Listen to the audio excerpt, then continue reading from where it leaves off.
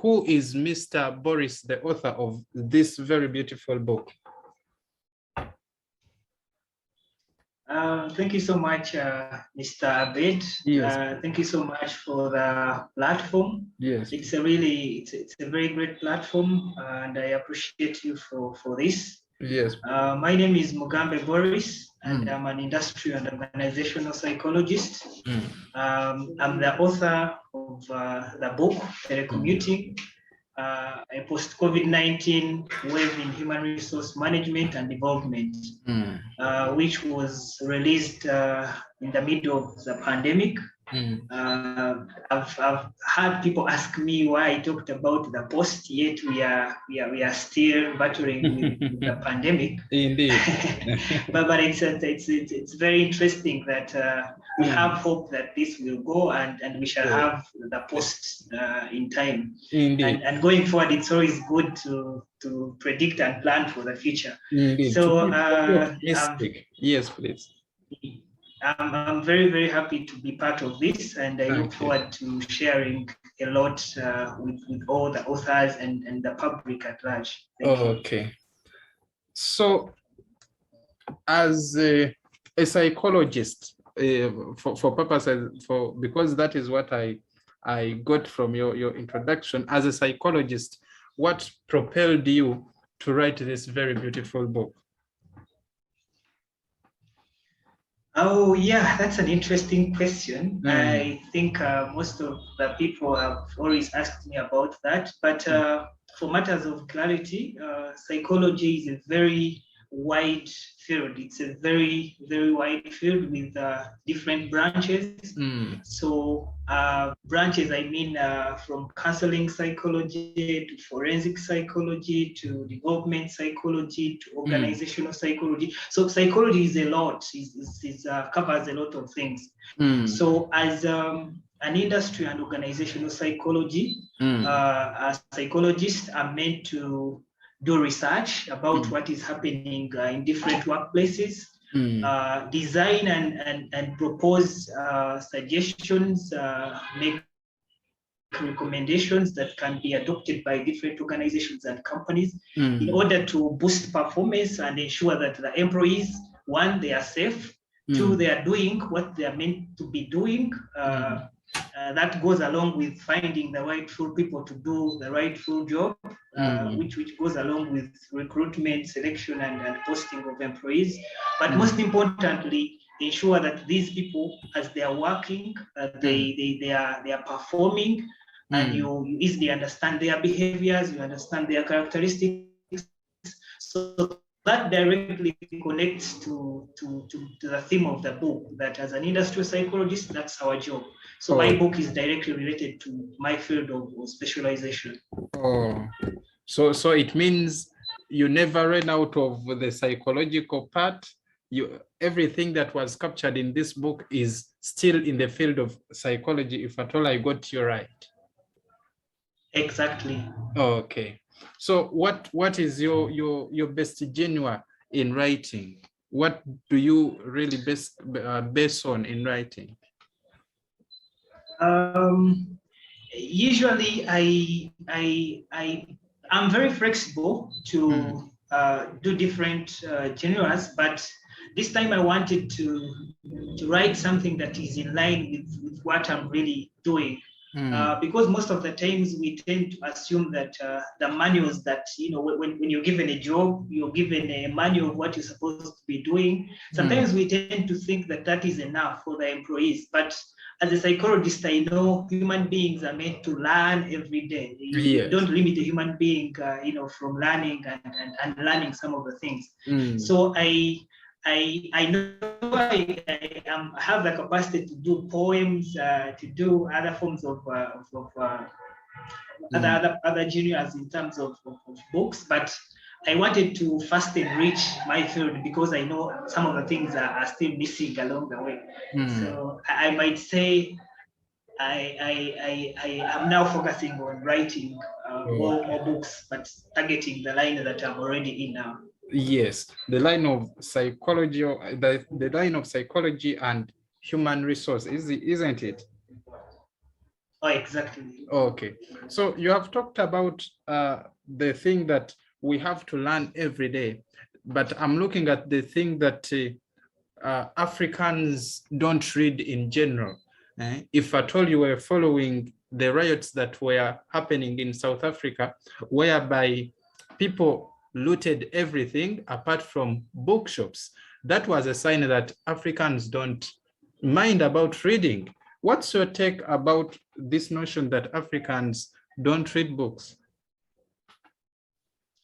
I think it's one. I would not deny so much about that kind of thinking. Of course, from some people, of course, those that have facts on their hands. But on the other way around, I want to focus much on why the reading culture is not so much where given attention in Africa. Yes. I think from how we are brought up, from childhood, we realize that most of our parents, starting from the smallest things, I'm not going to be complex in this scenario. Starting from the small things, I'll give you an example of when parents are gifting their kids over a birthday or maybe over performing well at school, they tend to focus on other items. Maybe the dad is going to buy the kid a toy, they're going to buy them a shirt, a ball. So you realize that right away from childhood, our parents have not moved on to build a culture whereby you can gift your child a book, and you instill that kind of habit. And that way the kid grows up appreciating that, so if I'm given a book, definitely I'll have to have it in my mind that I need to read and discover what is within this book. So I think from childhood, we have not been so well grounded into the reading culture. That's a side of the parents. Then growing up, you also realize that most of the idols, most of the outstanding writers that we've read in the past, you realize that most of these people, we have read so much about them in theory. We have not been in position to have more contemporary writers, more contemporary authors that are close within our circles. I'm going to give you an example of when I released this book. My friends within my circles were now getting interested. They were anxious to know, how did you do it? We have always been here with you. How did you manage to put up a book?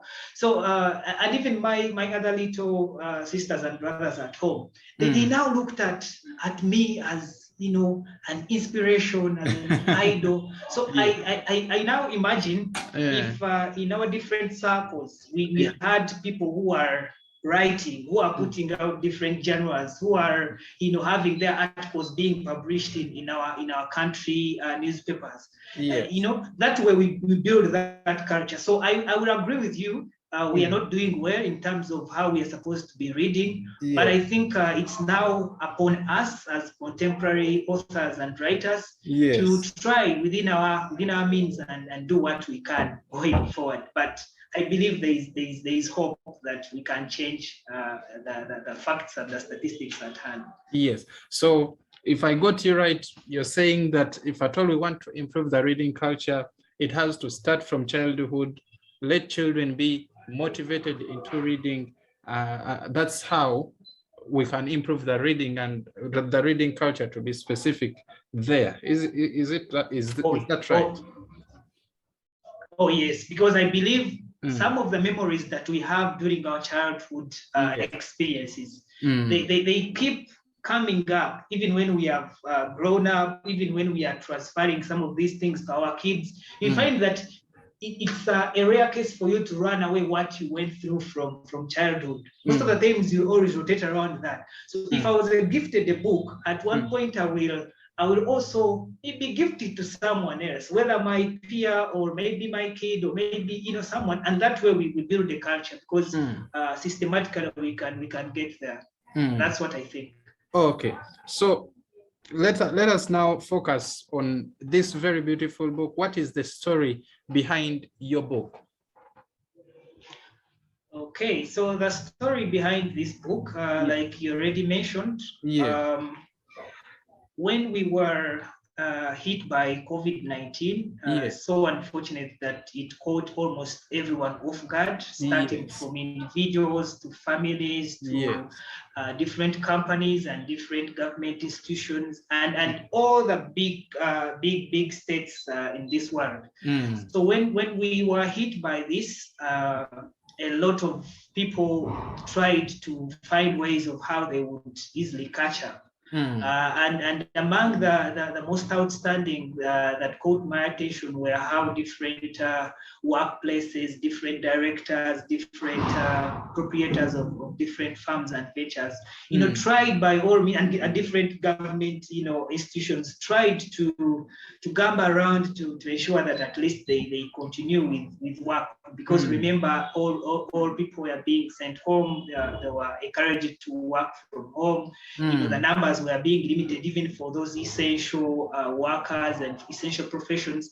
So as I was also, battling with how I'm going to cope up with all the time that I had, I realized I had two things for starters. One, I had time as a resource, and I also had internet, because we are in the 21st century where you have to, it's now a basic need to have internet, reliable internet.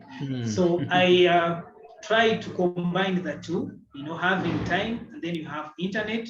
So I looked around my circle, myself, and realized I would put up something, because there's one famous quote from Tina Fey. She quoted and said, whatever the problem, always be part of the solution. Don't just sit around raising questions and pointing out obstacles. I was always watching, CNN, BBC, even on our local television station. Many people were raising, questions. They were raising challenges. And I never wanted to be among people who are only raising questions and obstacles and challenges. I wanted to at least be part of the solution. And that's how I ended up zeroing down to my area of specialization, which is human resource, that is partly connecting with the psychological principles. So I had read about this concept, telecommuting, which is simply a work arrangement where you can design a workplace, very, very convenient workplace within your home. Some people actually move ahead to go to different coffee shops, public libraries, they gazette a space, to ensure that, because at that time I was targeting how can people continue to work safely, because yes, some companies and organizations were urging their employees to work from home, but they were not giving them enough information. They were not guiding them so well. They never had all the basic information for them to successfully do that kind of arrangement. And when you don't prepare so well, sometimes you don't get the desired results. So I decided to focus on this concept, and I had to do research about it. It took me close to a year and a half, because I started writing it in March. That was March 2020. And had to release it in 2021, around August, July there. So I was looking at what inspired me to briefly talk about that was the fact that I saw how people were struggling, to keep up with work. And two, I never wanted to be part of the people who were again raising questions, because at that point no one had answers for the particular questions that were being raised. So those two inspired me, and I had to do research about these concepts. I put together the content, tried to look around different idols in the field of human resource. We had to discuss a few things here and there.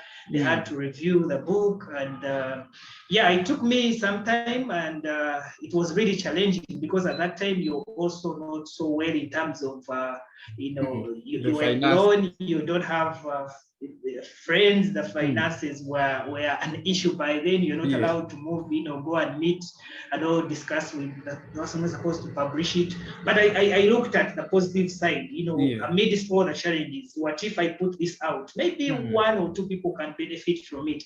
And I'm very happy that ever since I put it out, I've been able to reach out to different companies, those I knew that were doing, that were embracing the arrangement already. And of course, those that had not taken it on, but maybe they needed someone who could come in and tell them how it can be done and how successfully it can reduce the costs. And going forward, there are many benefits of this kind of an arrangement. One major outstanding, which actually always kept me positive, was the fact that if this work arrangement is taken on by, let's say, 50% of the companies and organizations in Uganda, we wouldn't be battling with the heavy traffic, every morning, every evening. Because for me, I believe with the nature of our country, even if we constructed very many roads, the moment people have this mentality of I have to move from work to home to work, or maybe move from home to market, definitely we shall always have some of these things. And as they are moving to their workplaces, it's not what I pray for, but it's what usually happens. Some get knocked along the way because of the rush evening, morning hours. We are affecting the environment, the fumes that are coming out, So I kept very positive because of the side benefits. I knew that if I advocated for this and maybe I have enough publicity, thank God this is the platform that I'm sharing my views, and I'm really grateful for it. Going forward, I would impact the bigger numbers of the society. All right. So I've shared something on the screen, and in one of the articles you were quoted saying that I encourage all organizations and companies not to struggle going back to the past. Let's carry on, advance, and enjoy the new normal, because the two working arrangements can coexist and boost performance. But I'm looking at a situation that, is Africa ready to embrace this new normal amidst all the challenges that we have, like low internet speed, high cost of internet, and so on? Can really Africa embrace this new normal? Yes, thank you so much for that question, and I am very happy that you had that on record. First and foremost, I will emphasize the fact that I don't encourage organizations and companies to struggle going back to the past. Yes. Because one, when we have not tried out something, we tend to think that it's hard. We tend to think that it's costly and it's impossible. And I've always encouraged myself to move away from such kind of thinking, because as I'm growing up, there are things I've always thought they are very expensive, they are very hard to achieve. But the moment I accepted to try them out, I've had benefits around, coming up in a long run. I might not say that we are ready for this kind of an arrangement, but I also have a question to anyone who would be posing that kind of a question, that when shall we be ready? Because I remember when social media came in around 2005, 9, 8 there. No one knew that this would come and it would keep us connected, from a distance. Some of us had to discover even our long-term friends that we had lost. So to focus on your question, I might not say we are ready, 100% ready for this, but I also don't know when we shall be ready if we don't use this opportunity that COVID came in and it has revolutionized most of the things. And to be very, very factual, we are not going back. So I would still assert that there is need for us to try. First, accept that there is need for us to try and mix up a few things here and there. And then two, ensure that we have the will to invest and see these things working out. I will give you an instance with this work arrangement, especially with the companies I've tried it out with. Yes.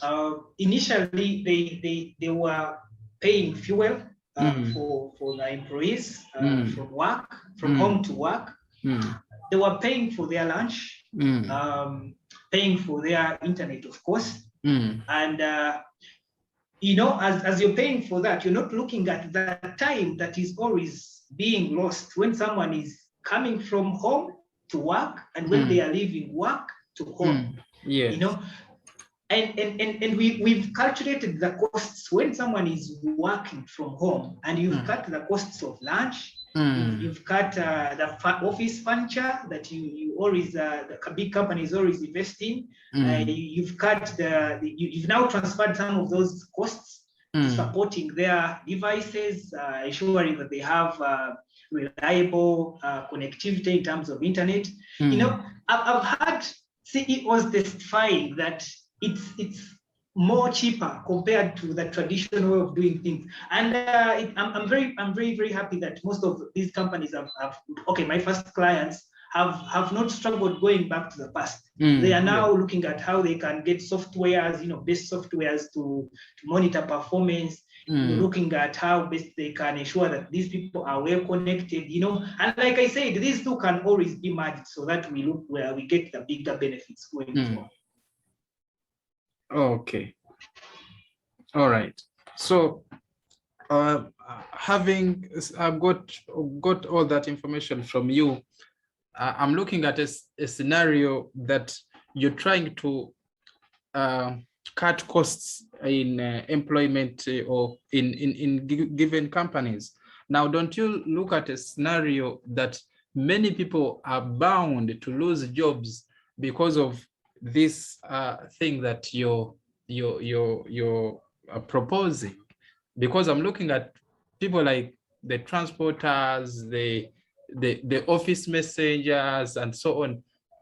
I'm looking at a situation that people may lose jobs in the long run. How do you address that?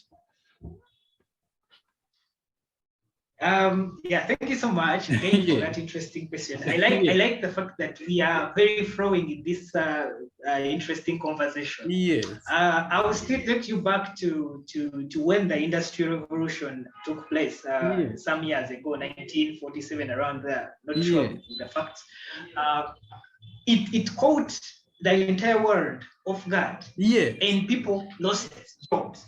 You know, because now those who were operating manually, other things had to come in, machines had to come in. When COVID came in, it caught the entire world off guard. People had to still lose jobs. Yes.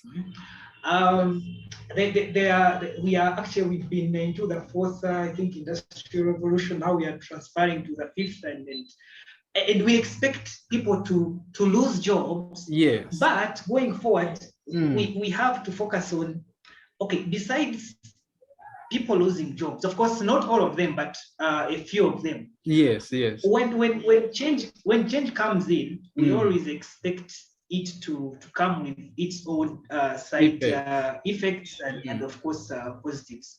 But with this kind of an arrangement, I'm looking at the bigger picture, because, you know, when you know that I have employees who are working from home, who are not moving up and down, we are going to have more people coming up with different creative initiatives. I'm going to give you an example of how Safe Border in Uganda started. You know, it had initially one package that they would just transport people from one place to the other. But later on, they realized there was need for them to develop another product where they can go to the markets and shop on behalf of the clients. So if this kind of an arrangement happens, I'm not denying for the fact that some people are going to probably lose out on their jobs. But I'm also looking at how people are going to creatively think in order to create other new things, other developments around. Because as a human being, especially in a third world country like Uganda, by all means, you have to survive. You have to create. You have to be creative and survive. going forward. Yeah. So I am not denying the fact that going forward, if this is taken on by the majority of the companies and government institutions, yeah, people, some of the professions, some of the people might lose jobs. But I'm also looking at the number of those who are going to creatively think and innovate and have new things and new ideas in place. Okay. I think you addressed that very excellently, and I'm looking forward to this new normal that you have indeed projected in a very good way. So having said that, do you see yourself writing more books? Oh yeah, I am seeing myself writing more books, especially with the new normal, because I know this is a revolution. Many things are not going to go back to the old setting. Yeah. Whether we want it as human beings, I know usually change is not always easy with human beings. Yes. But this kind of pandemic had to reset most of the things. So I am focusing on how to put out information that is going to assist people, not to dwell so much on the past, but prepare them to be ready to face the present, and also for them to be in position to prepare for the future. Because I am one person who believes that our kids are going to be faced with different challenges. They are going to be using different softwares. They are going to be using different apps. They are going to be, working differently from the way how we are working. So I am looking at myself writing more books, but the content is going to be zeroed down to what is happening and what is more likely to happen. Especially with the human resource department and a bit of the soft skills around that are coming up. Oh, okay. Then that is great of you indeed. As we conclude this, what advice would you give to any person who is wishing to publish or write his first book? I would say that I would encourage them to start with what is around them. But because, in most cases, starting is very hard. Yes, yeah, very true. I agree. Starting is always very hard. Yes. But when you look around yourself, yes, and you are not satisfied with what is around yourself, yes, by all means, you have to think of what you can do. That's when some people resort to starting up new businesses. That's when some people resort to starting charity organizations. That's when some other people will even think about writing, to make a contribution to in order to change what is the status quo. So I would encourage someone who is willing to start writing to first look around what is within their environment, their society. If they appreciate that all is well, probably they can forego that and focus on some other things. But if they believe that there are some contributions that they can make, whether in terms of writing, whether in terms of putting out content on YouTube and what, I would just encourage them first to look around themselves. Then too, I want to make it very clear for all the consumers of the content, of the information that we have shared here, that writing, you don't need to have a lot of expectations.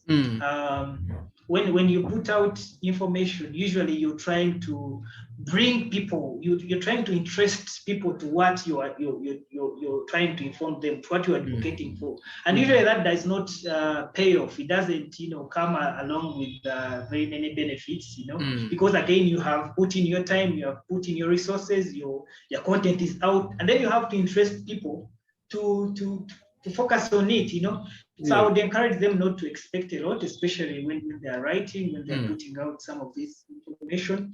But of course, going forward, be patient, try to position themselves. If you put out a book and you don't market for it, and you don't put the reasons, you don't put the storyline out, definitely it's going to be to keep in your shelves, and the people will not benefit from it. So I would encourage them to be patient, try to look around themselves, and going forward, okay. yeah, be positive. All right. So I understand this book is at a cost of 20,000. Where can anyone who wishes to get this book, where can anyone get this book? Apparently, I have been liaising with the different people who are in charge of putting these books online. We are yet to agree, especially with the clients that we expect who are not in Uganda, and of course those in Africa, those beyond the borders of Africa. So I'm still working on that, but there are very many things that we have to consider, especially with the copyright issues here and there. So, but in the next 2-3 months, we are going to have this book online. I'm not yet sure about the site exactly, because we are discussing with different service providers and different people that can help us on that. So that the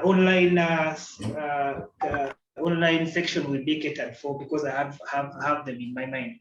Then for the ones around Uganda, I've been negotiating with different libraries, different bookshops, and 2 are positive already. I'm supposed to supply them, I think, early next month.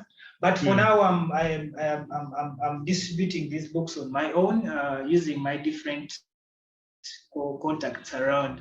So if someone is around town, is in Uganda, is in Kisoro, is in Guru, is in Arua, I can assure them that once they make orders for this book, they will have to get that book immediately. All right. Okay. So thank you for sharing this very, very beautiful content. As we conclude, what could be your concluding remarks? I want to again thank you so much, my brother Chivumbi. Thank you for creating this platform. When you contacted me, I had engagements this evening, but I realized the importance of this platform. So I want to thank you so much, and also encourage you to not to give up, because this is a dream that I see where it's going. Yes, and probably I will also encourage my fellow writers within my circles to reach out and probably have a platform where they can share their information. It's really good, and I really appreciate this. Then secondly, and as I'm winding up, like I said, I have to emphasize the fact that some of the things we don't need to struggle looking back to the past. We need to find ways of fitting within the current ways, and see how best we can survive, and also go again, plan for some other uncertainties that might come ahead of us. It's not good that the entire world was caught off guard. So I think it's a huge lesson for our generation to plan on surviving in the present situations, and also be able to plan for the next generation going forward. Thank you so much. Okay, thank you, and thank you for indeed honoring our invitation to this really session, because I understand this invitation was on a very short notice. I sent it in yesterday in the afternoon hours. I understand it was really of a very short notice, but thank you for honoring our invitation. And for purposes to be on record, you can really get this interview. It will be available on our YouTube channel, and our social media platforms are really very active. You can really engage us in one way or the other. So for that, I would like to end it here, and thank you again. Have a great day. Thank you so much, and have a great day. Have a great new week. Okay, thank you.